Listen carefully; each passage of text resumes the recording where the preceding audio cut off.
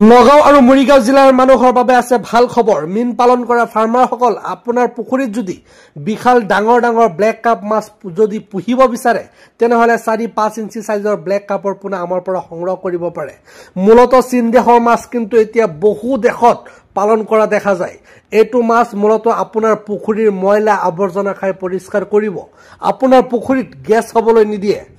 অসমৰ স্বাভাৱিকভাৱে শামুক, স্নেল, জিনুক আৰু পানীৰ তলৰ কীট পতংগ প্ৰচুৰ পোৱা যায়, সেইবোৰ খাই জীয়াই থাকে। ব্লেক কাপ মাছ প্ৰাকৃতিক খাদ্য প্ৰচুৰ পৰিমাণে খায়, সেইবাবে এই মাছ পুহিলে খৰচ কম হয়। Grass cup, silver cup, common cup আদি মাছৰ লগত ব্লেক কাপ একেলগে পালন কৰিব পাৰিব। ব্লেক কাপ মাছৰ মাংস প্ৰটিন সমৃদ্ধ, সেইবাবে বজাৰত যথেষ্ট চাহিদা আছে।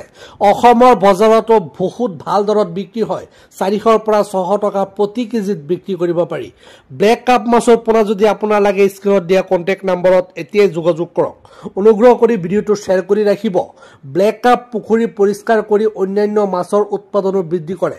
অসমত ব্লেক কাপ মাছ পালন অতি লাভজনক আৰু দীৰ্ঘম্যাদী ব্যৱসায় হ'ব পাৰে।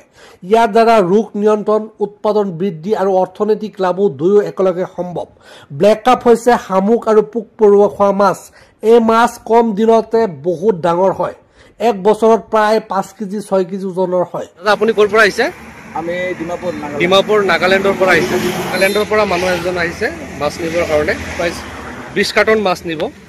দাদা মাছটো কেনেকুৱা হৈছে? বহুত ভাল আছে ন? হয়, বহুত ভাল। ঠিক আছে, অনুগ্ৰহ কৰি ভিডিঅ'টো শ্বেয়াৰ কৰি ৰাখিব। এই মাছৰ পিঠি আৰু পাখি কলা আৰু পৃষ্ঠভাগ দুখুৰ, গোটেই শৰীৰটো কঠিন খোলাৰে আবৃত।